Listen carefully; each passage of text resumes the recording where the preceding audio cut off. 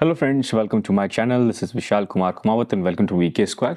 सो आज जो वीडियो होने वाला है ये हमारे पास आज पार्ट नंबर 3 होने वाला है, या मैं कह सकता हूँ डे नंबर 3 होने वाला है, जिसके अंदर हम स्पेशली जो एग्जाम्स के लिए तैयारी कर रहे हैं उस एग्जाम्स के नाम्स भी लिखे हुए मैंने। जैसे आप देख सकते हो कि RPSC first grade, second grade, third grade के लिए भी इंपॉर्टेंट है। अगर आप आरएस की तैयारी करो तो उनके लिए भी इंपॉर्टेंट है, और अगर आप पटवारी की तैयारी कर रहे हो तो उनके लिए भी इंपॉर्टेंट है। वीडियो है, सीईटी है, एलडीसी है, पीएसआई है, एएसओ, कोई भी जो एग्जाम है जिसमें राजस्थान की ज्योग्राफी या राजस्थान की पॉलिटी पूछी जाती है तो उसके लिए स्पेशली मैंने कोर्स निकाला है। और जो इस कोर्स का मेन जो पार्ट है, मेन मैं जिसके लिए निकाल रहा हूँ उसकी मेन जो रीज़न है वो है अपने पास आरपीएससी, जो कि सेकेंड ग्रेड के एग्जाम की तैयारी कर रहे हैं। ठीक है, अब देखो, हमने इससे पहले 2 क्लासेस कंप्लीट कर लिए, और दोनों क्लासेस में मैंने आपको क्या क्या चीज़ें बताई थी कि पहले स्टार्टिंग में जो पॉलिटी के जो टॉपिक्स थे वो बता दिए थे, उसके बाद कुछ टॉपिक्स बताए थे, और इस वाली वीडियो के अंदर लास्ट पॉलिटी की टॉपिक बताऊंगा जो कि सेकंड ग्रेड के अंदर पॉलिटी के टॉपिक्स है। तो लास्ट के जो 2 टॉपिक रह गए थे, कौन कौन से टॉपिक थे? तो स्टेट लेजिस्लेचर, मतलब जो राजस्थान की विधानसभा है वो, और दूसरा क्या रह गया था? पंचायती राज सिस्टम, जिसको हम क्या बोलते हैं? Local self government. ठीक है, तो फटाफट आगे स्टार्ट करने से पहले ये कहता है कि देखो जो हमने क्या क्या कर दिया। हमने एक तो ये ऑफिस ऑफ गवर्नर कंप्लीट कर लिया, हमने चीफ मिनिस्टर कंप्लीट कर लिया, हमने कैबिनेट कंप्लीट कर दिया, हमने सेक्रेटरीट वाला कंप्लीट कर दिया, और ये भी कर दिया हमने आरपीएससी कंप्लीट कर लिया, ह्यूमन राइट कमीशन कर लिया, और आज जो बारी वो है पंचायती राज और स्टेट लेजिस्लेटिव असेंबली। तो इन दोनों की आज मतलब बारी है, तो ये दोनों चीज़ आज हम कंप्लीट कर लेंगे। तो ये चीज़ कंप्लीट करने से क्या हो जाएगा, हमारा सेकंड ग्रेड का जो पॉलिटी का जो चैप्टर है, मतलब जो पॉलिटी का कह सकता हूँ मैं कि टॉपिक है, वो टॉपिक पूरा कंप्लीट हो जाएगा। ठीक है, तो आज जो टॉपिक पढ़ेंगे 2 ही टॉपिक पढ़ेंगे। और आगे चैनल स्टार्ट करने से पहले ये कहता हूँ कि अगर आपको मेरा कंटेंट अच्छा लगता है तो please like, share and subscribe, और जितना हो सके उतना ज़्यादा फैलाइए, बिकॉज पूरा फ्री कंटेंट है। मैं इस कंटेंट के लिए आपसे कुछ भी चार्ज नहीं कर रहा हूँ, ठीक है ना, क्योंकि मुझे पता है कि देखो इंग्लिश मीडियम के अंदर इतना अच्छा कंटेंट अवेलेबल नहीं है यूट्यूब के अंदर। तो मैं सोचता हूँ कि मैं एक तरह से इनिशिएटिव टाइप लगा रहा हूँ ताकि आप फ्री में अच्छी तरह से आप स्टडी कर पाओ, और नोट्स भी आपको मिल जाएंगे। नोट्स के लिए कुछ नहीं करना आपको, ये मेरा यहाँ पर टेलीग्राम ग्रुप चैनल है वीके स्क्वायर आरजे, तो यहाँ पर चले जाओ। तो यहाँ पर राजस्थान से रिलेटेड जो भी मैं वीडियोस निकालूंगा सबकी मैं पीडीएफ, जैसी वीडियो आएगी इसके 2-3 घंटे बाद या अगले दिन वहाँ तक पोस्ट हो जाएगी, जितना हो सके उतना ज़्यादा जल्दी, ताकि क्या हो जाए पीडीएफ होगी ना तो आप उस पीडीएफ को देख के भी अपने नोट्स बना सकते हो। ठीक है, तो अभी देखो एग्जाम में काफ़ी टाइम पड़ा है, बट अभी से प्रिपरेशन चालू करोगे तो आपके लिए फ़ायदेमंद रहेगा।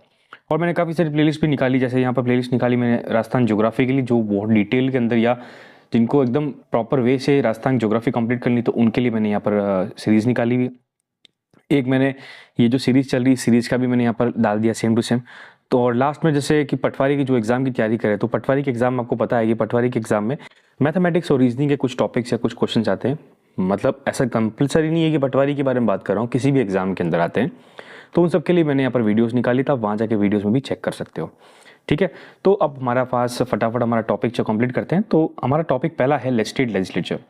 अब देखो, जैसे मैंने आपको पहले गवर्नर और चीफ मिनिस्टर पढ़ाया था, वैसे वैसे स्टेट लेजिस्लेचर भी सेम चीज़ है as compare to the union parliament. जैसे जो अपने सेंट्रल के अंदर यूनियन पार्लियामेंट होता है, उसमें भी क्या होता है? अपर हाउस होता है, इसको हम क्या बोलते हैं? लोकसभा। उसमें होता है जो लोअर हाउस, अपर हाउस होता है उसको बोलते हैं राज्यसभा, एंड लोअर हाउस होता है उसको क्या बोलते हैं? लोकसभा। ठीक है, अपर हाउस होता है उसको हम क्या बोलते हैं? परमानेंट हाउस बोलते हैं, और जो लोअर हाउस होता है इसको लोकसभा होता है उसको क्या बोलते हैं हम यहाँ पर? Temporary house. तो ये जो चीज़ पढ़ते हैं, ये की चीज़ क्या होती है स्टेट के अंदर, मतलब वापस रिपीट होती है। बट ये है कि जो वो बाई कैमरलिज्म, मतलब दोनों का एक साथ जो मिश्रण है, वो जो यूनियन में मिलता है वो हर स्टेट के अंदर नहीं मिलता। ठीक है, तो आपके मन में क्वेश्चन आएगा कि सर राजस्थान में तो सिर्फ स्टेट लेजिस्लेटिव असेंबली है, काउंसिल क्यों नहीं? तो देखो, काउंसिल हर स्टेट में नहीं है, टोटल 6 स्टेट में ही स्टेट काउंसिल असेंबली है, मतलब स्टेट काउंसिल, हाँ, मतलब लेजिस्लेटिव काउंसिल। इसको काउंसिल को हिंदी क्या बोलते हैं हम बोलते हैं तो विधान परिषद तो बोलते हैं स्टेट लेजिस्लेटिव असेंबली, और विधान जो सभा होती है, ठीक है, उसको क्या बोलते हैं? Legislative council. हम इसके बारे में अच्छी तरह से डिटेल में पढ़ेंगे। ठीक है, तो मैं आपको बेसिक ओवरव्यू बता रहा हूँ कि एक्चुअल में होता क्या है स्टेट लेजिस्लेटिव असेंबली। तो सेंटर के अंदर जो हमारे पास लोकसभा के अंदर जो मेंबर्स आते हैं अलग अलग जगह से, वहाँ पर अपनी भी जो बात रखते हैं, अपना जो सरकार चलाते हैं, जो गवर्नमेंट चलाते हैं, वैसे क्या होता है स्टेट के अंदर भी होता है। और स्टेट के अंदर जो सेलेक्ट होकर आते हैं उनको क्या बोलते हैं? हम एमएलए बोलते हैं, मेंबर ऑफ लेजिस्लेटिव असेंबली। और जो सेंटर में आते हैं वो क्या होता है? एमपीज होते हैं, मेंबर ऑफ पार्लियामेंट। तो ये बेसिक कॉन्सेप्ट है। अब हम यहाँ पर एमएलए के बारे में बात करेंगे बेसिकली। और जब मैं ये जो स्टेट पढ़ाऊंगा आपको, क्या बोलते हैं? स्टेट लेजिस्लेटिव पढ़ाऊंगा, तो मैं स्पेसिफिकली आपको राजस्थान के बारे में बताऊंगा। तो स्टेट लेजिस्लेटिव काउंसिल के बारे में आपको इतना एक्सप्लेन नहीं करूंगा, बिकॉज वो हमारे सिलेबस में नहीं है, तो पढ़ने से कोई सेंस नहीं है। अगर आप सेकंड ग्रेड, फर्स्ट ग्रेड या जो भी इसकी तैयारी कर रहे हो उसके अंदर बोल रहा हूँ, ठीक है ना। अगर ऐसे जाओ आरएस के अंदर तब तो आपको पढ़ना पड़ेगा, हालांकि मेरे को बेसिक तो अभी बता दूंगा, बट वो कह सकते हैं ना कि लिखा हुआ इतना मैं डिटेल में नहीं बताऊंगा। मैं आपको मेन स्टेट लेजिस्लेटिव असेंबली जो कि राजस्थान विधानसभा है उसके बारे में प्रॉपर बताऊंगा, पहले कब बनी थी, क्या क्या हुआ था, जो भी फलाना जो भी चीज़ें होती है, ठीक है। अब देखो सबसे पहले स्टार्टिंग होती है कि स्टेट लेजिस्लेटिव असेंबली के बारे में जब बात करते हैं तो ये कौन कौन से आर्टिकल्स में आता है। तो यहाँ पर देखो 168 से लेकर 212 के अंदर, अब 213 जो आर्टिकल मैंने आपको पहले बताया था चीफ मिनिस्टर का, नहीं चीफ मिनिस्टर नहीं, गवर्नर का आर्टिकल, इस आर्टिकल का नाम क्या, इशुएंस ऑफ द ऑर्डिनेंस। तो आपको ये दिमाग में ऐसे रख दो याद कि चलो एक 213 मैंने आपको याद किया करवाया था कि ऑर्डिनेंस वाला है गवर्नर का, तो उससे जस्ट पहले वाला जो आर्टिकल वो लास्ट आर्टिकल किसका, स्टेट लेजिस्लेटिव असेंबली का। और स्टेट लेजिस्लेटिव असेंबली स्टार्ट कब होती है, 168 से। तो आपको पहला क्या टॉपिक याद रखना है कि 168 से स्टार्ट होती है और 212 तक खत्म हो जाती है। अब इसका पार्ट क्या, 6 पार्ट है, क्योंकि मैंने पहले बताया था कि गवर्नर, चीफ मिनिस्टर, ये सब किस में आते हैं, स्टेट लेजिस्लेटिव एग्जीक्यूटिव में आते हैं। तो एग्जीक्यूटिव के अंदर काम कौन करते हैं, मंत्रिपरिषद करते हैं। तो ये कौन सा आता है, पार्ट नंबर 6, ठीक है। अब इनके अंदर क्या लिखा हुआ है, इसका structure, constitution, tenure, officers, procedures, privileges, powers of the state legislative have been explained. तो ये थे आर्टिकल 168 से लेकर 212 तक जितने भी हमारे पास जो भी चीजें होती है रिलेटेड टू स्टेट लेजिस्लेचर, ये सारी चीज वहां पर मेंशन करी हुई है, ठीक है। अब एक एक करके क्या आर्टिकल्स पढ़ते हैं और कुछ इंपॉर्टेंट टॉपिक्स कंप्लीट करते हैं, ठीक है। तो पहला आर्टिकल पढ़ते हैं 168। तो 168 का सिंपल सा लिखा होगा स्टेट लेजिस्लेचर, तो लिखा हुआ there will be legislature for every state which will consist of the governor and 2 houses. अब देखो यहाँ क्या लिखा हुआ है कि ये जो 2 हाउसेस ने, यहाँ पर एक और चीज लिखता हूँ कि इट्स नॉट नेसेसरी कि 2 हाउस होगा, नॉट कंपल्सरी, मतलब कहने का मतलब है कैन बी यूनी कैमरल या बाई कैमरल, ठीक है। ये लाइन यहाँ पर मिस हो गई थी। तो 168 आर्टिकल में ये लिखा हुआ है कि हर स्टेट के अंदर एक लेजिस्लेचर होना चाहिए जिसके अंदर उसका गवर्नर होना चाहिए और उसके 2 हाउस होना चाहिए। तो 2 हाउस में कंपलसरी नहीं कह रहा, एक हाउस भी चल सकता है, इसको हम यूनी कैमरल बोलेंगे, और 2 हाउस होंगे उसको क्या बोलेंगे, बाई कैमरल बोलेंगे। अब यहाँ आगे क्या लिखा, where there are 2 houses of legislature of the state, one will be called as legislative council and the other will be called as legislative assembly. जहां पर 2 होंगे उसको मैं क्या बोलेंगे, एक तो बोलेंगे लेजिस्लेटिव काउंसिल जो होता है हमारे पास विधानसभा, और एक होगा लेजिस्लेटिव असेंबली, इसको हम क्या बोलेंगे, विधान काउंसिल को विधान परिषद बोलेंगे, और विधानसभा हमारे पास क्या होगा, लेजिस्लेटिव असेंबली। असेंबली मतलब सभा, ठीक है ना, वो चीज आप याद रखो। अगर इंग्लिश मीडियम से आप हो तो मुझे लगता है शायद आपको दिक्कत नहीं आनी चाहिए। असेंबली का मतलब एक तरह से ग्रुप बनना, तो उसको क्या बोलते हैं, सभा बोलते हैं। तो ऐसे याद कर लो कि लेजिस्लेटिव असेंबली लिखा हुआ इसका मतलब क्या, विधान सभा, और काउंसिल अगर लिखा हुआ तो विधान परिषद। तो अगर हिंदी में आपको जैसे ट्रांसलेशन का मतलब कहीं भी दिया हुआ तो उससे दिक्कत नहीं होनी चाहिए, ठीक है। तो काउंसिल का मतलब क्या हो जाता है हमारे पास, परिषद, और असेंबली का मतलब क्या हो जाता है, सभा। तो यहाँ पर क्या लिखा, where there are 2 houses of legislative state, one will be called as legislative council and other will be called as legislative assembly, ठीक है। तो ये दोनों नीचे जहाँ पर दोनों हैं, और अगर कहीं पे दोनों नहीं है तो वहां पर सिर्फ क्या होगी, स्टेट लेजिस्लेटिव असेंबली, विधानसभा। आगे क्या लिखा हुआ है कि state legislative council is the upper house while the legislative assembly is the lower house और फर्स्ट हाउस। ये मैंने आपको पहले बताया था कि जो हमारे पास स्टेट लेजिस्लेटिव असेंबली होती है, जो विधानसभा होता है, ये हमारे पास क्या होता है, टेम्पररी हाउस होता है, एक तो टेम्पररी हाउस भी होता है। तो मैं यहाँ लिख सकता हूँ कि this is also a temporary house, and why temporary house का भी रीजन बताऊंगा आपको मैं, क्योंकि देखो एक्चुअल में क्या होता है कि जो एमपी मतलब एमएलए जो सेलेक्ट होकर आते हैं, तो उनके जो मेजोरिटी के अंदर जो पार्टी विन करती है वो इलेक्शन जीतती है, उसके अंदर भी कोई जो मेन एक आदमी सेलेक्ट होता है जो क्या बनता है यहाँ पर, चीफ मिनिस्टर बनता है। अब देखो अगर उसके ऊपर नो कॉन्फिडेंस मूवमेंट अगर नहीं डाला गया, मतलब अगर उसके जो 5 साल की टर्म होती है उसके अंदर किसी ने कोई दिक्कत नहीं हुई तो पूरी सरकार चल जाएगी 5 साल। अगर बीच में दिक्कत हो जाती है या उसको बोलेंगे कि भाई तुम्हारी मेजोरिटी कम पड़ रही, तो उसको क्या बोलेंगे, मेजोरिटी बताओ अपनी, और अगर मेजोरिटी नहीं बता पाया तो उसकी सरकार नीचे गिर जाती है। इसीलिए क्या होता है, हम इस हाउस को क्या बोलते हैं, टेम्पररी हाउस बोलते हैं। और लेजिस्लेटिव जो काउंसिल होती है, जो परिषद होता है, वो होता है परमानेंट हाउस, बिकॉज उसमें हर 3 साल में मेंबर रिटायर होते रहते हैं, तो उसमें कभी पूरा डिसोल्यूशन कभी नहीं होता, ठीक है। तो this is what temporary house and this is permanent house, ठीक है। तो ये दोनों चीज आपने समझ ली। नाउ इस लेजिस्लेटिव काउंसिल को क्या बोलते हैं, अपर हाउस बोलते हैं, और लेजिस्लेटिव असेंबली को क्या बोलते हैं, लोअर हाउस, ठीक है। आगे देखो क्या लिखा हुआ है कि अभी प्रेजेंट सिनेरियो जो इंडिया की बात करें तो इंडिया के अंदर 28 स्टेट्स है एंड 8 यूनियन टेरिटरी। ठीक है, अब इसके अंदर कहाँ कहाँ पर दोनों है, मतलब बाई कैमरलिज्म है, तो मैंने आपको पहले बताया था 6 जगह पे। सबसे पहली जगह सबसे ज़्यादा जो पॉपुलेशन कौन से स्टेट के अंदर है, यूपी के अंदर। उसके बाद बात करेंगे महाराष्ट्र, फिर बात करेंगे हम यहाँ पर बिहार की, फिर बात करेंगे आंध्र प्रदेश, तेलंगाना। ठीक है, तो हमारे पास टोटल कितने हो गया, हमारे पास देखो उत्तर प्रदेश, बिहार, महाराष्ट्र, आंध्र प्रदेश, तेलंगाना, तो टोटल कितने हो गया हमारे पास 5। ठीक है, अब देखो यहाँ पर 6 लिखा हुआ है, 6 शायद गलत लिखा हुआ है, यूपी, बिहार, महाराष्ट्र, हाँ अच्छा एक, तो 5 ही, 6 गलत लिखा हुआ है ना, 5 है, यहाँ थोड़ा मिस्टेक है टाइपिंग का। ठीक है, तो ये हमारे पास 5 है। देखो इसका अगर मिस्टेक होगी तो आपको पहले बता दूंगा, मतलब बाद में बता दूंगा। अगर 5 ही है तो मेन 5 स्टेट है, यूपी, बिहार, महाराष्ट्र, तेलंगाना और हमारे पास आंध्र प्रदेश। 5 स्टेट में क्या है हमारे पास, बाई कैमरल लेजिस्लेचर, मतलब SLA और SLC दोनों है, काउंसिल और असेंबली दोनों है। अब हमारे पास एक और नीचे क्या लिखा हुआ है, according to 7th constitutional amendment which was came in 1956 which is also called as state reorganisation act, made a provision for the formation of legislative council for Madhya Pradesh, but till now there is a unicameral legislature there। तो देखो 6 actual में इसलिए लिखा हुआ है कि मतलब मैंने 6 इसलिए लिखा था कि मतलब 1956 के टाइम पे जो एक्ट आया था उसके अंदर मध्य प्रदेश के अंदर ऐसा लिखा था कि वहाँ बाई कैमरलिज्म होना चाहिए, बट अभी तक वहाँ पर यूनिकैमरलिज्म है। ठीक है, तो अगर ऐसा कह रहा है कि मतलब कितने में प्रपोज्ड है तो वो 6 होगा आंसर, और अभी कितने में प्रेजेंट में है बाई कैमरलिज्म, तो 5 में। मध्य प्रदेश में भी क्या है, यूनिकैमरलिज्म, तो मध्य प्रदेश का आप वहाँ पर पुट नहीं करेंगे।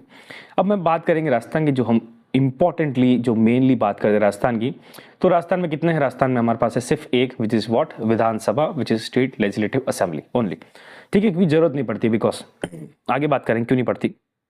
अब आगे क्या लिखा हुआ, आर्टिकल्स और लिखे हुए 170 आर्टिकल है, तो the member of legislative assembly are elected by direct election on the basis of adult suffrages. अब सिंपल सा चीज़ है, जो भी इसमें बंदे इलेक्ट होके आते हैं, मतलब जो स्टेट लेजिस्लेटिव असेंबली के अंदर जो MP MLA जो सिलेक्ट होके आते हैं, तो वो सब डायरेक्ट इलेक्शन से आते हैं। हमको पता है, हमने भी वोट दिए, सबको पता है कि वोट मतलब जो मिनिस्टर्स होते हैं वो कैसे सेलेक्ट होते हैं। ठीक है, और आर्टिकल 333 लिखा हुआ है, the governor can nominate a person from the Anglo Indian community to the legislative assembly. तो गवर्नर के पास एक राइट होता है, जो हमने पावर पहले पढ़ा था, उसके अंदर पावर होता है कि according to article 333 that governor can appoint any Anglo Indian as a member of Rajasthan state legislative assembly. ठीक है, तो ये चीज़ हमारे पास गवर्नर के पास में क्या है, राइट है। ठीक है, अब कितने मेंबर होने चाहिए लेजिस्लेटिव असेंबली में मैक्सिमम, और कितने होने चाहिए मिनिमम। ठीक है, तो देखो मैक्सिमम का ऐसा लिखा हुआ है कि 500 से ज़्यादा नहीं हो सकते लेजिस्लेटिव असेंबली के मेंबर्स, और कम से कम होने चाहिए हमारे पास कितने, 60। तो ये हमारे पास एक लिमिट डाली हुई, तो ये भी क्वेश्चन पूछ सकते हैं कि what is the maximum limit of the SLA and what is the minimum limit of the SLA। ठीक है, और हम बात करें कुछ स्टेट के अंदर, जैसे अब देखो कॉमन सेंस है कि देखो सर आपने लिखा 60 मिनिमम चाहिए, तो जो छोटे छोटे स्टेट होते हैं उसमें 60 हो ही नहीं पाते। तो उन केस में क्या होता है, मतलब मैं कह सकता हूँ कि अपवाद है, मतलब इन द सेंस लाइक एक्सेप्शन है, तो वो चीज़ भी याद होनी चाहिए। जैसे अरुणाचल प्रदेश है, सिक्किम है, गोवा है, इनके जो MLA है, मतलब MLA वो कितने, 30 से भी नीचे। तो क्वेश्चन ऐसा पूछ सकते हैं मैच द फॉलोइंग में कि इनमें से कौन से स्टेट्स है जिनके MLA 30 से भी नीचे है, तो वो कितने स्टेट्स है, अरुणाचल प्रदेश, सिक्किम एंड गोवा। ठीक है, और कुछ स्टेट इनके नंबर क्या फिक्स कर दिए गए हैं, जैसे मिजोरम के 40 कर दिए गए और नागालैंड के 46 कर दिए गए, मतलब ना इनसे ज़्यादा कम होंगे ना इनसे ज़्यादा होंगे, क्योंकि देखो स्टेट भी बहुत छोटे छोटे से हैं। और अगर मैं बात करूँ स्पेसिफिकली राजस्थान की बात करूँगी, क्योंकि हमने ये पूरी इंडिया की बात कर ली, अब राजस्थान की बात करूँ तो राजस्थान में देखो MLA की सीटें टोटल 200 है, कितनी है, 200। और अगर मैं बात करूँ कि पार्लियामेंट के अंदर कितनी सीटें हमारे पास लोकसभा के अंदर, तो मैंने अभी जस्ट अपने इलेक्शन हुए थे तो हमको पता है कि 25 सीटें।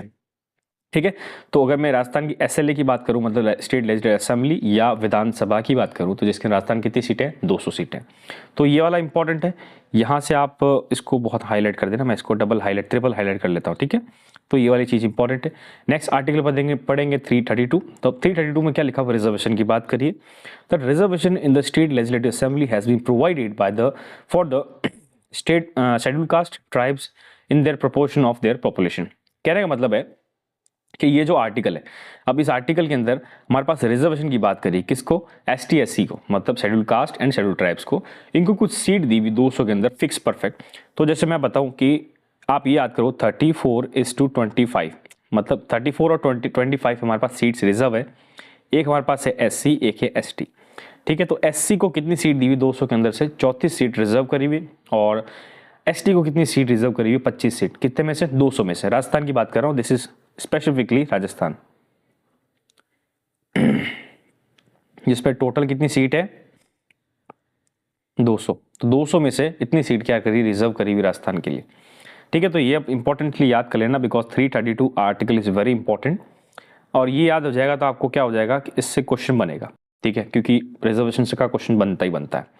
नेक्स्ट आर्टिकल वापस वही 333, वही कि governor can nominate member from Anglo Indian community if the representative community is not sufficient in the legislative assembly. तो वो आर्टिकल वापस मैंने रिपीट कर लिया, कुछ नहीं है, वही चीज़ है कि अगर मेंबर्स की जो हम बोलते हैं ना संख्या कम पड़ती है तो हम इसको रिपीट कर सकते हैं। ठीक है, नेक्स्ट स्लाइड पर क्लिक करते हैं। अब टेन्योर की बात करते हैं कि इनका कार्यकाल कितना रहता है, किसका, एसएलए का। अब एसएलए का कार्यकाल सबको पता है कितना होता है, नॉर्मल चीज़ है, 5 साल की सरकार रहती है तो 5 साल का कार्यकाल रहेगा। अब ये जो 5 साल है किसका, एसएलए का, दिस इज नॉट लाइक मैं बोल सकता हूँ कि परमानेंट है, ये टेम्पररी। अब टेम्पररी क्यों है, मैंने आपको पहले बताया हुआ है, बट यहाँ पर अब अच्छी तरह से मैंने क्या लिखा है कि normally 5 years temporary house is an emergency, the term of assembly can be extended for 1 year at a time. अगर मान लेते हैं कि 5 साल चल जाए, कुछ इमरजेंसी आ जाए तो 1 साल फिर बढ़ा सकते हैं, बट हमारे पास अभी क्या है, बेसिक कॉमन सेंस क्या है कि 5 साल होती है। ठीक है, नाउ अब मैं कह सकता हूँ कि टेम्पररी हाउस क्यों है, तो the legislative assembly can be dissolve प्रीमैच्योरली by the governor on the recommendation of council of ministers.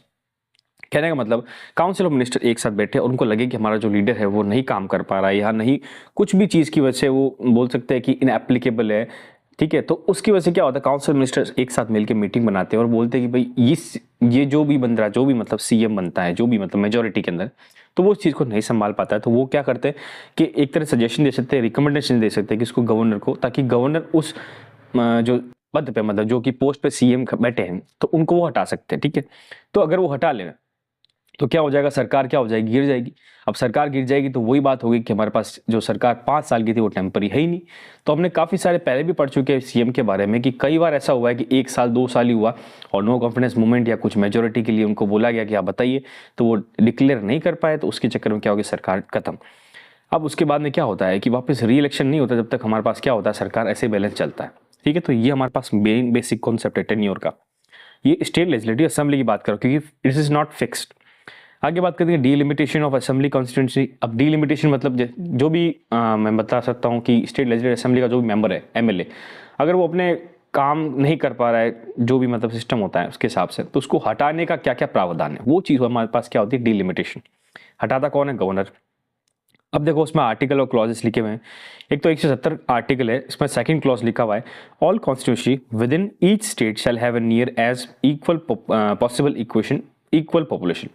मतलब ऐसे कह सकता हूँ कि मैं परफेक्टली ऐसे नहीं बता सकता, मैं आपको ऐसे बता सकता हूँ एक एज एन एग्जांपल, जैसे 1 लाख लोगों में से एक एमएलए सेलेक्ट होना चाहिए, तो वो जो जहाँ से भी सेलेक्ट होगा वहाँ का प्रोपोर्शन एकदम इक्वल आना चाहिए। ठीक है, अब ऐसा नहीं है कि यहाँ पर तो 1 लाख बच्चे है नहीं लोग, तो अगर 4-5 जगह एक साथ मिला के 1 लाख हो गया और वहाँ पर एक जगह में 1 लाख हो गए तो उन दोनों के एक एक ही होंगे। ठीक है ना, तो ये हमारे पास क्या है, एक कानून बना हुआ है। दूसरा क्या लिखा हुआ, क्लॉज 3170 का, at the completion of each census, the total number of seats in legislative assembly of each state and the division of the territorial constitution in each state shall made by such authority in such manner as parliament may by law determine।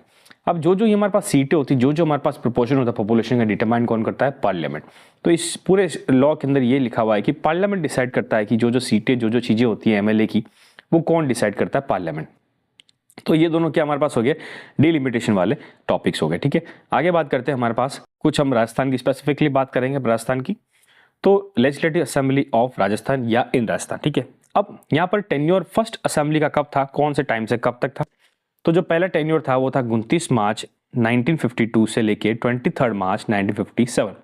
तो exactly 5 साल चला है। तो पहली जो government बनी थी वो 5 साल कंप्लीटली बनी थी। ठीक है, ये एकदम डेट आप एक्यूरेटली याद रखना, ठीक है ना, गलती नहीं होनी चाहिए। ठीक है, अभी आज के टाइम पे करंटली कितने एमएलए की सीटें अपने पास राजस्थान विधानसभा में, 200 है। और at the time of constitution या जो नया नया जो राजस्थान बना था, राजस्थान अटैच हुआ था, उसके टाइम कितनी थी, 160 सीटें थी। कितनी थी, 160। देखो क्वेश्चन आ सकता है, क्वेश्चन करंट से नहीं पूछ लेगा, क्वेश्चन पूछ लेगा हिस्ट्री से पूछ लेगा। अब यहाँ पर आपके मन में क्वेश्चन आया, सर ये तो हिस्ट्री का क्वेश्चन हो गया, बट ये हिस्ट्री का क्वेश्चन नहीं, ये क्वेश्चन किसका, पॉलिटी का क्वेश्चन है। ठीक है, वो ऐसा नहीं पूछेगा कि 200 आज की टाइम प्रेजेंट सीट कितनी है, 200, तो सब क्या डालेंगे, 200 सीट है सर, बट 200 सीट नहीं है। ठीक है ना, तो टोटल सीट कितनी हमारे पास है, 160। ठीक है, तो आपने यहाँ पर ये चीज समझ ली अच्छी तरह से। अब नेक्स्ट बात करते हैं हम यहाँ पर। ठीक है, तो शायद अच्छा, ओके, एक सेकेंड। ठीक है, तो थोड़ा सा क्या तब दिक्कत हो गई थी, प्रॉब्लम हो गई वीडियो के अंदर। तो जो कंटिन्यू करते हैं, तो first meeting of the assembly was held on 31 मार्च 1952। तो जो पहली असेंबली थी किसकी, राजस्थान की, वो कब हुई थी? तो याद होना चाहिए भी, 31 मार्च 1952 के अंदर हुई थी। ठीक है। टोटल कितनी कॉन्स्टिट्यूशन थी? तो 17 कॉन्स्टिट्यूंसी थी। ठीक है। तो ये बेसिक बेसिक अंडरस्टैंडिंग किसके बारे में? राजस्थान के बारे में। और जो राजस्थान के बारे में बात करते हैं कि राजस्थान के पहले चीफ मिनिस्टर, वो तो पता है हमको, किसने बताया, सब कर चुके हैं। तो राजस्थान की लेजिस्लेटिव असेंबली के बारे में बात करें तो पहले प्रेसिडेंट कौन थे? तो नरोत्तम दास जोशी। पहले वाइस प्रेसिडेंट कौन थे? लाल सिंह साकटियार। हमारे पास लीडर ऑफ पोजिशन पहले कौन थे? कुंवर जसवंत सिंह। ठीक है। फर्स्ट वुमेन एमएलए कौन थी? यशोदा देवी, जो कि कौन सी पार्टी से थी? प्रजा समाजवादी पार्टी। कौन सी? प्रजा समाजवादी पार्टी, जो कि कौन से डिस्ट्रिक्ट से थी? बांसवाड़ा से। ठीक है ना। कब? 1953 के अंदर ये जीती। सेकंड एमएलए कौन थी? वो थी कमला बेनीवाल, जो कि कौन सी पार्टी से थी? कांग्रेस की। तो देखो दोनों क्वेश्चन बन सकते हैं, मैंने दोनों क्वेश्चन आपको बता दिया। कैसे? कि पहला क्वेश्चन तो ये बता दिया कि फर्स्ट वुमन एमएलए कौन थी, सेकंड वुमन एमएलए कौन थी, और फर्स्ट वुमन एमएलए कौन सी डिस्ट्रिक्ट से थी वो भी बता दिया मैंने। उसका लीडर ऑफ पोजिशन पहले कौन थे, फर्स्ट प्रेसिडेंट कौन थे, फर्स्ट वाइस प्रेसिडेंट कौन थे। तो ये सारे क्वेश्चन इतने सारे बन सकते हैं, मैंने यहाँ पर सब बता दिए। ठीक है। अब आगे और चीज देखते हैं कि अभी प्रेजेंट में जो हमारे पास सरकार है, ये कौन से नंबर स्टेट लेजिस्लेटिव काउंसिल है, मतलब कौन सा विधानसभा सत्र या कौन से नंबर की। ठीक है। तो हमको ये चीज चेक करनी है। ठीक है। तो अभी दो प्रेजेंट के अंदर 16th नंबर राजस्थान की कौन सी है? Legislative assembly, 16th number Rajasthan legislative assembly. ठीक। फिर इसके अंदर टोटल सीट तो 200 ही हमको पता है। और इलेक्शन कब कब हुए थे? तो इलेक्शन 25 नवंबर 2023 से लेके 5 जनवरी 2024 तक हमारे पास इलेक्शन हुए थे। और अभी जो प्रेजेंट के अंदर जो स्पीकर है राजस्थान का, वो कौन है? वासुदेव देवनानी। कौन थे? कौन है मतलब? वासुदेव देवनानी। ठीक है। तो इसको मैं हाईलाइट नहीं करता, ऑलरेडी हाईलाइटेड है, सीटी लाइन बना देता हूँ। और ये स्पीकर कौन से नंबर के स्पीकर है? 18 नंबर स्पीकर है। ठीक है। ये चीज याद होनी चाहिए। ठीक है ना। और लेजिस्लेटिव असेंबली हमारे पास कौन सी है? ये this is what 16 legislative assembly. यहाँ गलती नहीं होनी चाहिए, 16 है। ठीक है। तो काफी सारी चीजें हमारे पास है, अलग अलग जगह अलग अलग चीजें लिखी हुई। ठीक है। अब हमने यहाँ पर बेसिक बेसिक अंडरस्टैंडिंग समझी कि ये जो चीजें होती है, हमने क्या क्या पढ़ा? हमने पढ़ा यहाँ पर कि स्टेट लेजिस्लेटिव असेंबली के बारे में हमने प्रॉपरली पढ़ा था। ठीक है। जिसके अंदर राजस्थान की बात करेंगे, और राजस्थान को हम क्या बोलते हैं? यहाँ पर विधान सभा बोलते हैं। इसको क्या बोलते हैं? हमें विधान सभा। ठीक है। अब इसके अंदर अगर मैं बात करूं कि राजस्थान में कितनी टोटल सीटें हैं, तो टोटल सीटें हमारे पास है 200 सीट्स। 200 सीट है। और इनिशियली कितनी थी? इनिशियली थी 160। ये चीज भी याद होनी चाहिए। फिर इसके अंदर एससी को और एसटी को कितनी सीटें मिली हुई? 34 सीटें मिली हुई। और एसटी को मिली हुई 25 सीटें। फिर बाद में राजस्थान के अंदर जो लोकसभा की, जो लोकसभा क्या पार्लियामेंट, उसके अंदर कितनी सीट रिजर्व है, मतलब कितनी सीट है राजस्थान में? तो राजस्थान टोटल सीट कितनी है? 25। तो यह कंफ्यूजन नहीं होना एसटी को 25 मिला और यहाँ भी 25 मिला, तो वो चीज़ नहीं है। जो एसटी और एससी को जो मिल रहा है, वो हमारे पास क्या मिल रहा है? हमारे पास स्टेट लेजिस्लेटिव असेंबली का मिल रहा है। इसका मतलब स्टेट लेजिस्लेटिव असेंबली। और ये हमारे पास है पार्लियामेंट, ये है सेंटर की बात। ठीक है। अब इसके अंदर जो ये रिजर्वेशन मिल रहा है, यहाँ पर भी वुमेन्स का भी इंक्लूडेड है। ठीक है। तो उसमें आप कंफ्यूजन नहीं होना कि सच में वुमेन का इंक्लूड है कि नहीं। तो ये बेसिक बेसिक हो गया। अभी प्रेजेंट में सरकार कौन सी है? मतलब 16th SLA है चल रही, किसकी चल रही है हमारे पास यहाँ पर? भजनलाल शर्मा। ठीक है। इनकी चल रही है। फिर हमारे पास अभी जो स्पीकर है, वो स्पीकर कौन सा नंबर है? 18th नंबर स्पीकर है। और स्पीकर का नाम क्या है हमारे पास? वासुदेव देवनानी। ठीक है। तो ये बेसिक बेसिक अंडरस्टैंडिंग हमने यहाँ समझी थी, मैंने शॉर्ट में बताया।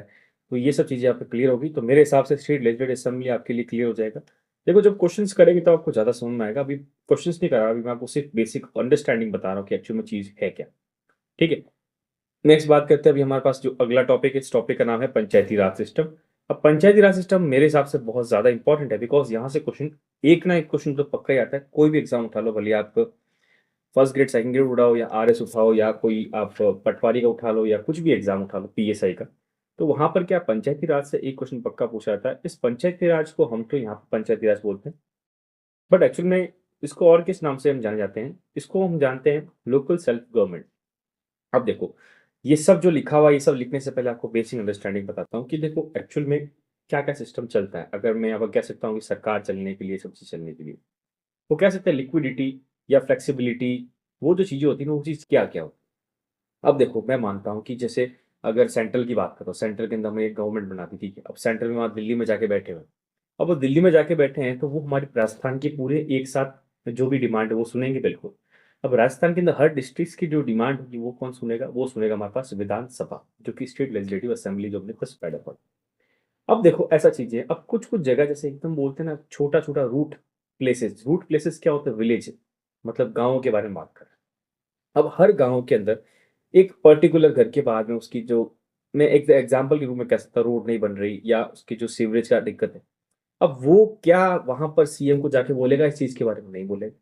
तो इस चीज़ को टैकल करने के लिए क्या होता है, ग्राउंड लेवल पे भी हमको क्या करना पड़ता है? लेजिस्लेचर डालना पड़ता है। तो उस लेजिस्लेचर को हम क्या बोलते हैं? Local self government, means local जगह पे हमारे पास इस चीज छोटी-छोटी जगह पे यहाँ पर बनती है। अब अगर गाँवों की बात करूँ तो उसको क्या बोलते हैं? पंचायती राज। और अगर शहरों की बात करूँ तो उसको क्या बोलते हैं? म्युनिसिपैलिटी। हालाँकि सेकंड ग्रेड के अंदर जो हमारा सिलेबस है उसके अंदर सिर्फ पंचायती राज दिया हुआ है, तो म्युनिसिपैलिटीज़ पढ़ने की ज़रूरत नहीं है। और अगर म्युनिसिपैलिटी पढ़नी है, तो वो बाकी एग्ज़ाम में आती है, तो उसकी वीडियो मैं बाद में निकालूँगा। बट अभी मैं आपको सिर्फ पंचायती राज समझाऊँगा कि इसकी एक्चुअल में मतलब क्या इम्पोर्टेंस है, क्या चीज़ है।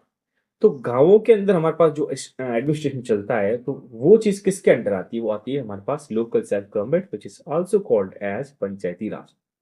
अब जैसे मैं अगर हिस्ट्री के हिसाब से बताऊँ तो पूरे इंडिया के अंदर फर्स्ट नंबर स्टेट था जिसने पंचायती राज स्टार्ट किया, ल लागू किया, वो स्टेट का नाम क्या था? राजस्थान, अपना राजस्थान।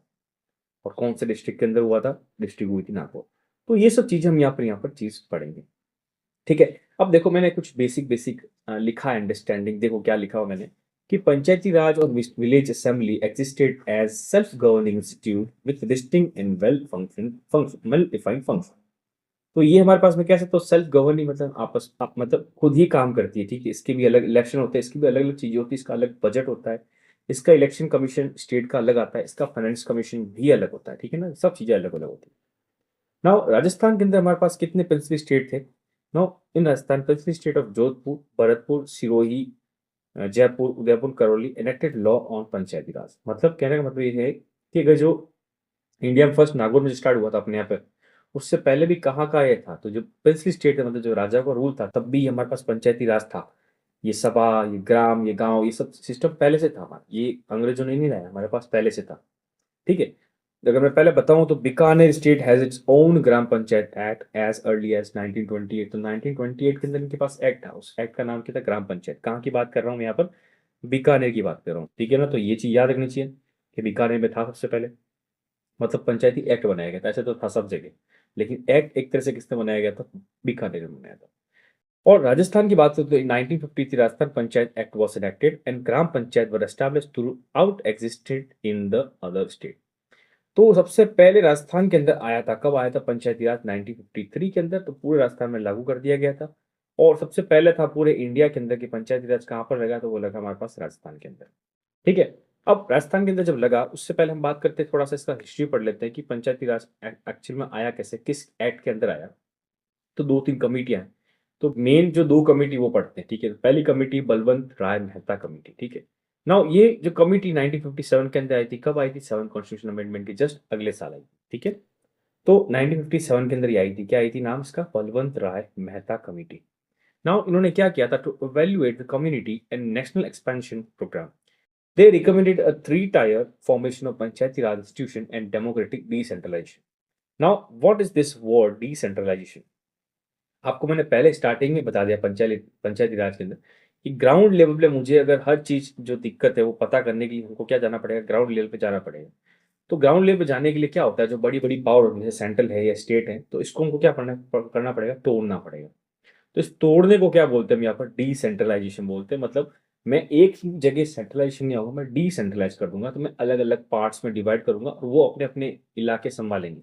इन द सेंस वो अपने अपने इलाके, जितने भी इनका जो जगह है वो सबको क्या करेंगे? एडमिनिस्ट्रेशन करेंगे, अपने अपने रीजन्स को एडमिनिस्ट्रेशन करेंगे। और उसके बाद में वो सब चीज़ें हमको ग्राउंड लेवल प्रॉब्लम पता चलेगी, जो भी लोग हैं। तो देखो, डेमोक्रेसी के अंदर ये चीज़ होती है कि हमको पता होना चाहिए लोगों की दिक्कत क्या क्या है, उनको क्या प्रॉब्लम है, किस चीज़ से उनको प्रॉब्लम हो रही है, वो सब चीज़ को टैकल करें, उसको कैसे सॉल्व करें। ये हमारा मेन होता है मोटो किसके अंदर? डेमोक्रेसी के अंदर। तो ये जो मेथड होता है इसको क्या बोलते हैं, डिसेंट्रलाइजेशन, मतलब पावर को डिवाइड करना।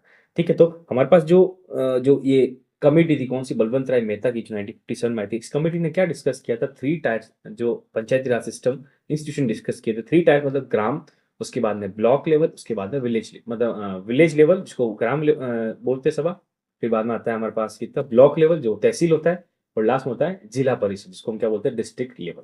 तो ये 3 लेवल हमको यहाँ बताए थे। किसमें बताए थे, बलवंत राय मेहता कमेटी ने बताया था, और डिसेंट्रलाइजेशन की बात की। ठीक है, अब इस सजेशन को क्या है, गवर्नमेंट ऑफ इंडिया ने सजेस्ट कर लिया था। ठीक है, एक्सेप्ट कर लिया था।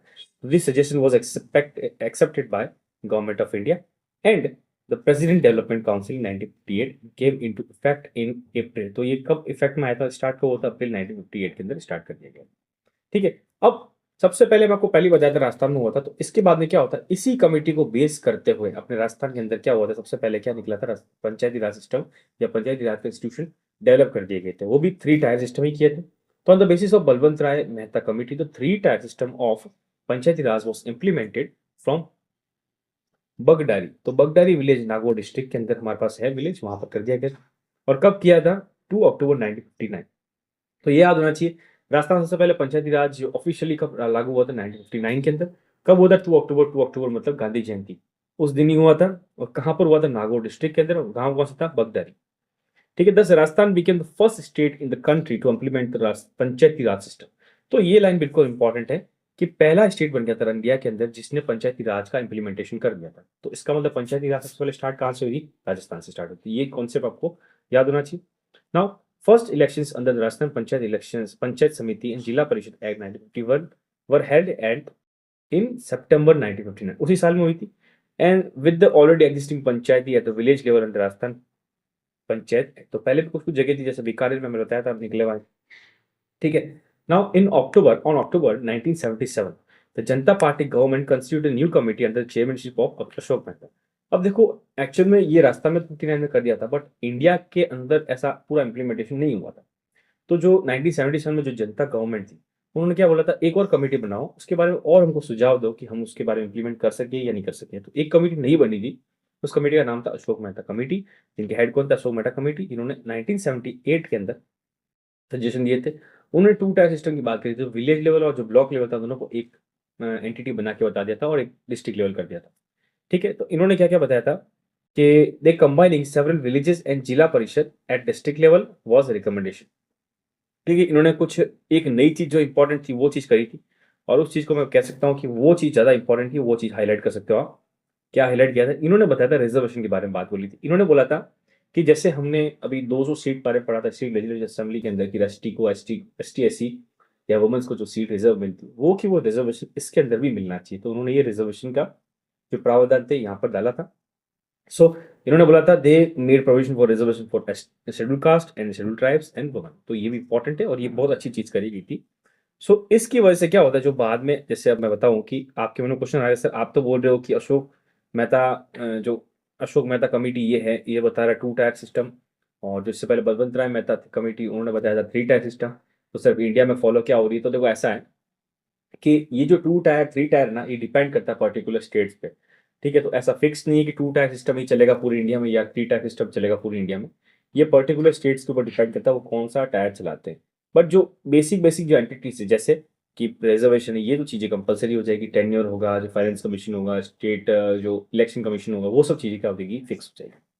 ठीक है, अब ये सब चीज़ें हो रही थी, तो जनता कम्युनिटी का बताया 77 में हुआ था, 78 के अंदर रिकमेंडेशन आ गए थे। अब मैं कह सकता हूँ कि इंपॉर्टेंट बात बता रहा हूँ, सबसे ज़्यादा इंपॉर्टेंट यहाँ वाली क्लास है कि हमारे पास ये जो पंचायती राज एक्ट है इंडियन कॉन्स्टिट्यूशन के अंदर, ये कब आया था। ठीक है, तो ये जो आया था उस एक्ट को हम क्या बोलते हैं, 73rd constitution amendment act which was came in 1992। तो आप इमेजिन कर सकते हो कि 1992 के अंदर पूरे इंडिया के अंदर पंचायती राज डिक्लेयर हो गया था, और राजस्थान ने 59 के अंदर ये चीज़ कर दी थी। तो राजस्थान पंचायती राज इंस्टीट्यूशन के अंदर कितना आगे, तो ये चीज तो समझ में आती है सबको। ठीक है, अब ये चीज होने के बाद में आपको एक चीज पता चलनी चाहिए। ठीक है ना, एक ही माइक शायद, ओके, अब शायद आवाज क्लियर आ रही होगी। नाउ अब हम पढ़ते हैं क्या क्या, तो इसमें देखो, अगर नया कॉन्स्टिट्यूशन अमेंडमेंट बनाए तो इसके नई आर्टिकल्स बनेंगे। तो देखो आर्टिकल था 243 से लेकर 243 ओ तक। इसका मतलब क्या, 243, फिर 243 ए बी सी डी ऐसे करते करते ओ तक इतने सारे आर्टिकल्स बने थे, ठीक है। और इसका जो पार्ट था वो कौन सा था हमारे पास, 9th part of the constitution. तो ये चीज याद रख लेना अच्छी तरह से, आर्टिकल कौन सा था, पार्ट कौन सा है नहीं, था नहीं मतलब है। इसके साथ में जो हमने जो शेड्यूल्स पढ़ते हैं, तो कितने शेड्यूल थे पहले, हमारे पास टोटल जो 8 या 9 ही थे। तो उसके बाद नए नए शेड्यूल ऐड हुए, तो हमारे पास 11th शेड्यूल जो ऐड हुआ था वो कौन सा शेड्यूल ऐड हुआ था, मतलब पंचायती राज वाला, और इसके अंदर फंक्शनल आइटम कितने थे, 29, ठीक है ना। तो ये वाली चीज हमारे पास होगी। और इसी के साथ में एक हमारे पास डीपीएसपी जो directive principles of state policy का भी एक्ट ऐड हुआ था, व्हिच इज व्हाट 40।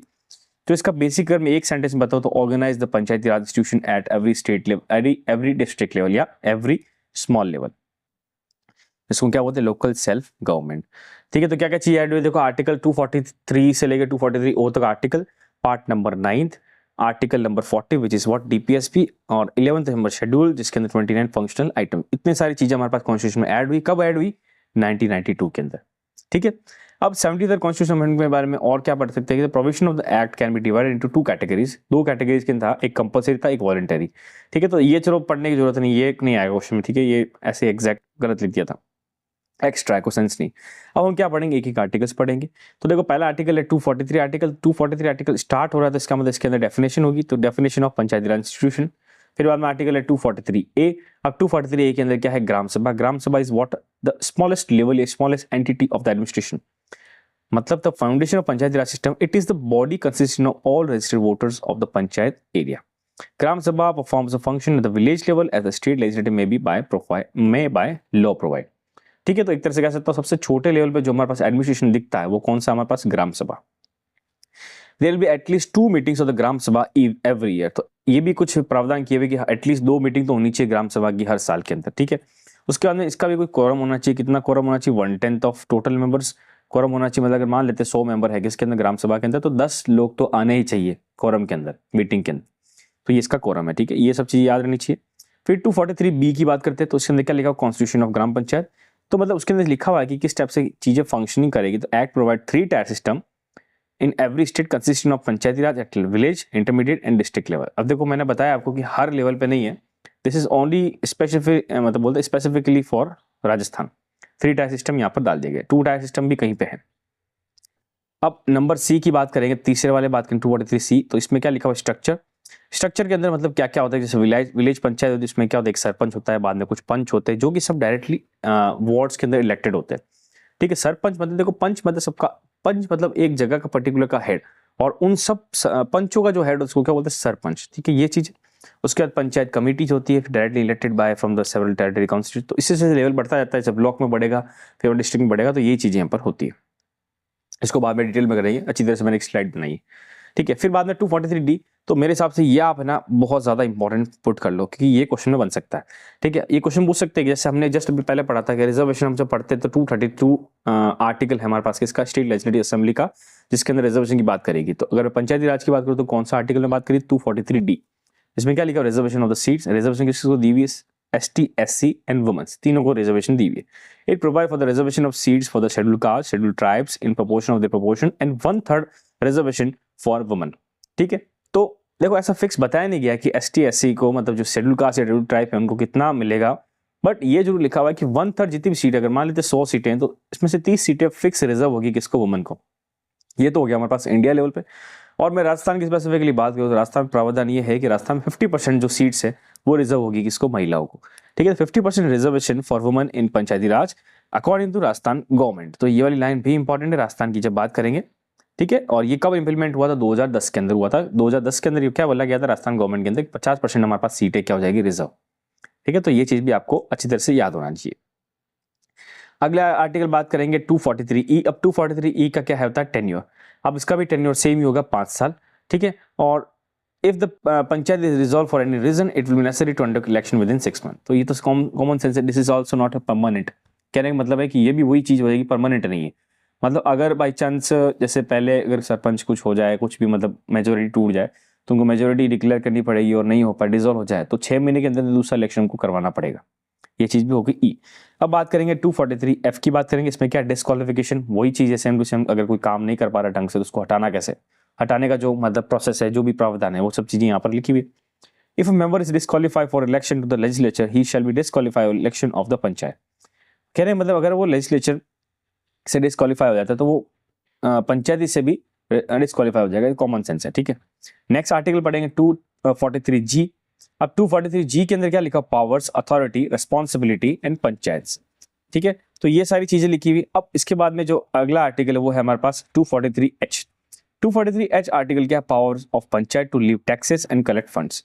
तो देखो 243G की बात करेंगे तो पावर्स, रिस्पॉन्सिबिलिटी और अथॉरिटीज दी हुई। H की बात करेंगे तो हमारे पास क्या दिया हुआ है, टैक्सेस और फंड्स के बारे में बात करी हुई। हमारे पास जो मेन आर्टिकल है which is what 343I, this is what a finance commission to review the financial position. तो ये स्टेट की फाइनेंस कमीशन स्पेशली किसके लिए बनी हुई, किसको देखने के लिए बनी हुई है, राजस्थान की पंचायती, मतलब राजस्थान नहीं मतलब सब पंचायती राज को देखने के लिए स्टेट की जो फाइनेंस कमीशन बनती वो फाइनेंस कमीशन का आर्टिकल किसके अंदर लिखा हुआ 243I, ठीक है। तीन आर्टिकल अच्छी तरह से याद है ना। पहला आर्टिकल क्या था हमारे पास 243D जो कि रिजर्वेशन की बात कर रहा है, 243I जो कि फाइनेंस कमीशन की बात कर रहा है, एंड 243K जो कि इलेक्शन कमीशन या state election commission of Rajasthan की बात कर रहा है, ठीक है। तो यहां पर लिख सकता हूं मैं दिस इज व्हाट स्टेट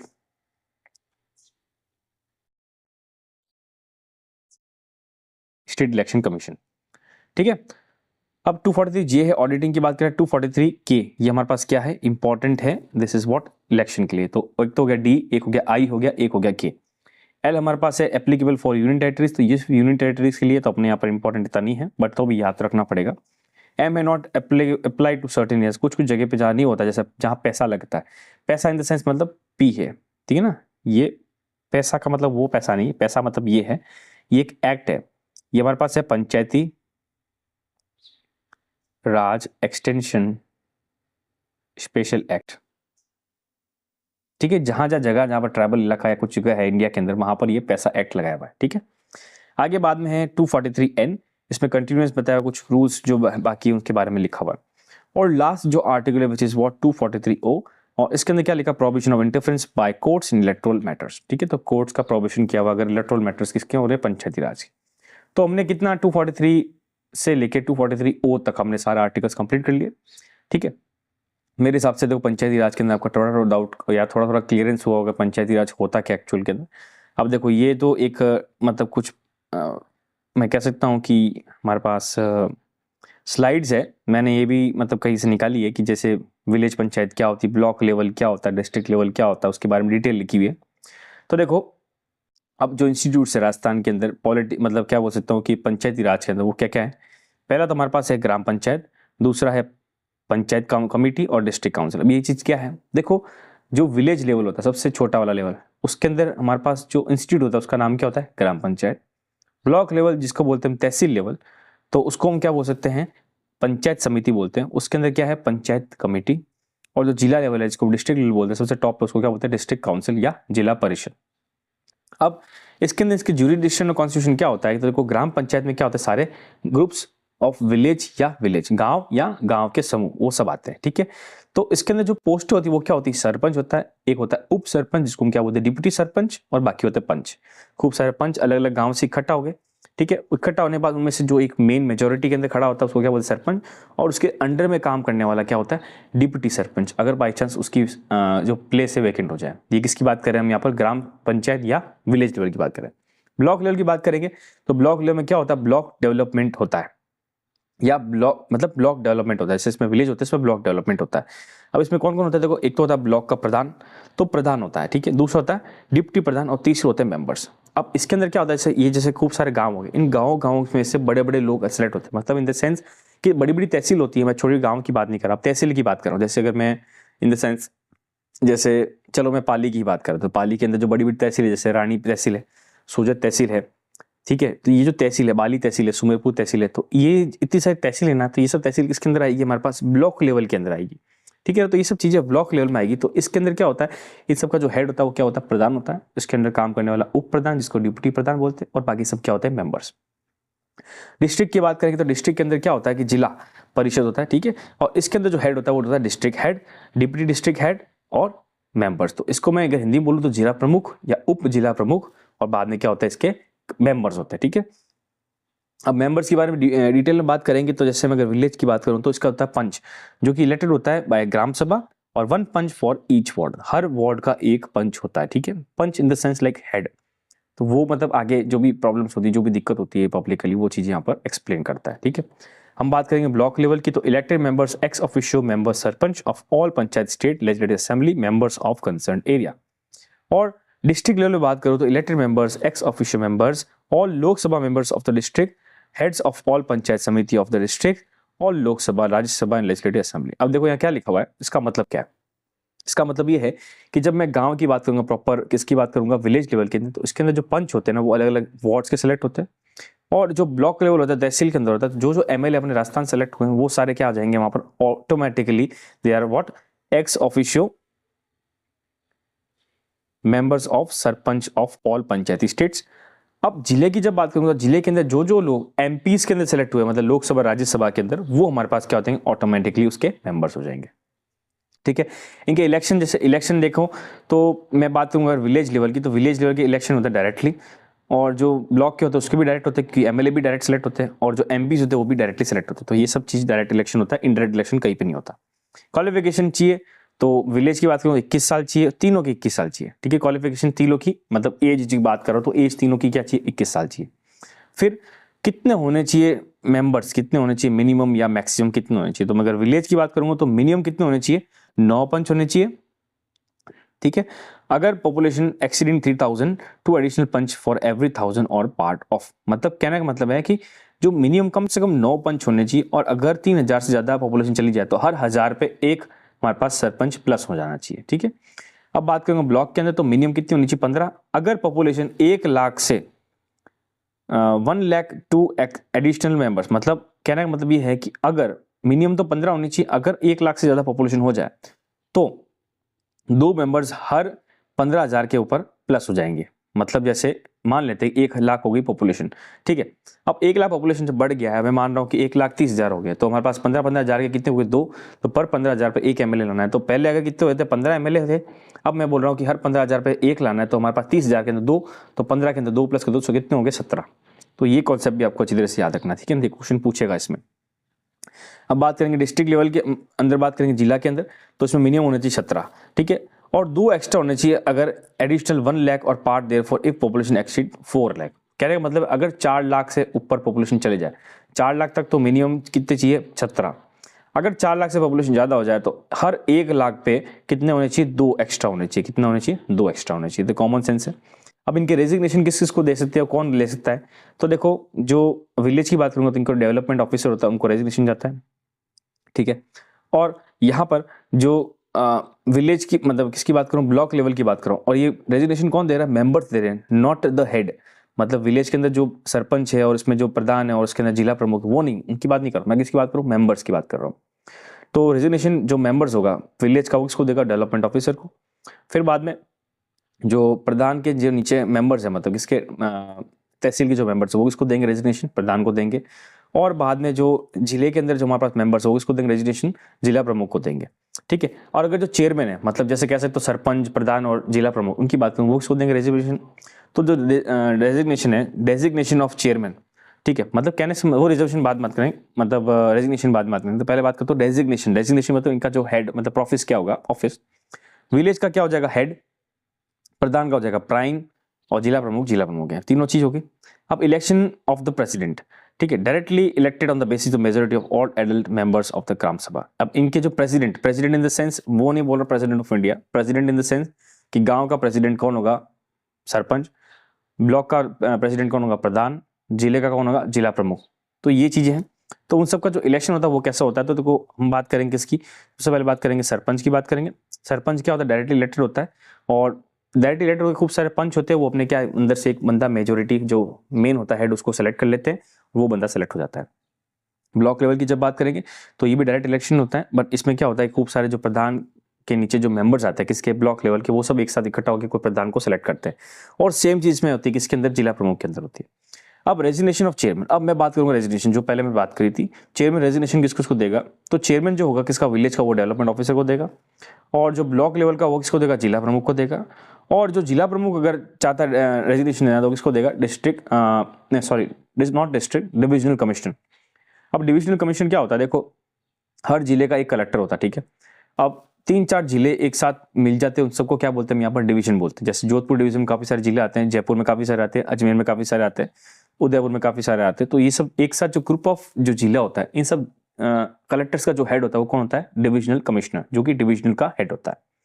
तो अगर जिला प्रमुख रेजिग्नेशन देना चाहता है तो उसको देगा, डिविजनल कमिश्नर को देगा।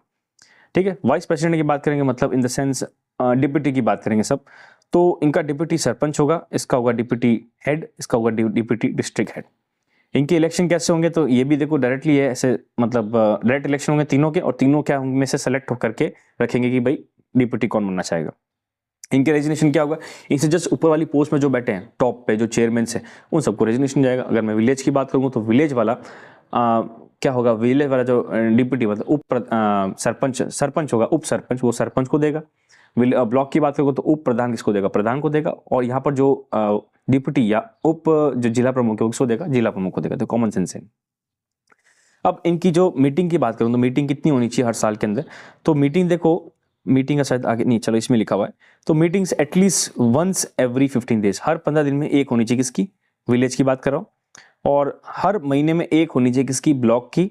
और हर 6 महीने में होनी चाहिए हमारे पास किसकी, डिस्ट्रिक्ट लेवल की। तो ये हमारे पास सब चीज़ लिखी हुई है। अब गवर्नमेंट ऑफिशियल्स की बात करूंगा तो इसमें गवर्नमेंट ऑफिशियल्स कौन कौन है, तो देखो हमेशा पहले ही बताया था मैंने आपको कि जब मैंने स्टेट लेजिस्लेटिव असेंबली या काउंसिल ऑफ मिनिस्टर पढ़ा था, या सेक्रेटरी के बारे में पढ़ाया था, कि मिनिस्टर तो हमारे पास क्या होते हैं, अलग अलग जगह से सेलेक्ट होकर आते हैं, उसको क्या बोलते हैं, जन नेतृत्व करते हैं, मतलब लोग सेलेक्ट किया हुआ होता है, और उसका काम, उसका सजेशन कौन देता है, उसके अंदर सेक्रेटरी जो IAS ऑफिसर होते हैं, तो इसके अंदर भी काम करने वाले लोग होंगे। ठीक है, तो अगर मैं बात करूं विलेज की तो उसको क्या बोलते हैं, वीडियो। ठीक है, इसको हम क्या बोलते हैं, ग्राम सेवक। ठीक है, विलेज सेक्रेटरी वो काम करता है। ब्लॉक लेवल के अंदर आता है ब्लॉक डेवलपमेंट ऑफिसर, इसको हम क्या बोलते हैं, BDO। और जो हमारे पास स्टेट मतलब डिस्ट्रिक्ट के अंदर काम करता होता है चीफ एग्जीक्यूटिव ऑफिसर, जो कि मैक्सिमम टाइम पे SDM या कलेक्टर्स होते हैं। नाउ अब इनके इनकम क्या, source of income, grants receive from state government, income from tax and penalties. ठीक है, ज़्यादा है नहीं गाँवों के अंदर। ब्लॉक में बात करें, financial assistant, grant receive from the state government, income various taxes वगैरह वगैरह। ठीक है, ये सब हमारे पास स्टेट गवर्नमेंट से आता है तीनों के अंदर।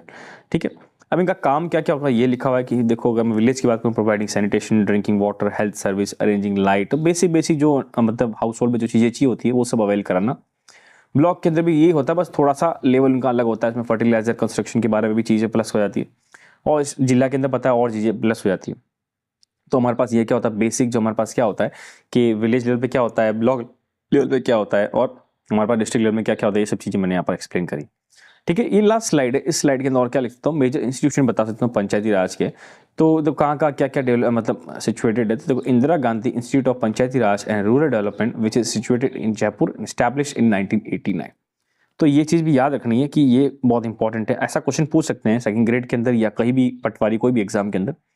वन लाइन क्वेश्चन है कि Indira Gandhi institute of panchayati Raj and rural development situated in which district, ये पूछ सकते हैं, तो जयपुर के अंदर है। या कब हुआ, तो 25 मार्च 1989। फिर विलेज सर्वेंट ट्रेनिंग सेंटर, ये कहाँ पर है, ये है मंडोर के अंदर। मंडोर कहाँ है, जोधपुर के अंदर। ठीक है, पंचायत ट्रेनिंग सेंटर R, तो कहाँ का है पंचायत ट्रेनिंग सेंटर्स, कहाँ कहाँ, अजमेर के अंदर, डूंगरपुर, बीकानेर। तो ये चीज़ें आपको याद होनी चाहिए। अब आगे बात करेंगे, Rajasthan has 3 tier system of panchayati raj, मैंने बताया था। ये देखो बेसिकली लिखा 33 जिला परिषद, 362 पंचायत समिति एंड 11,214 पंचायत। ठीक है, अब देखो यहाँ पर क्या है कि ये है पुराना डेटा।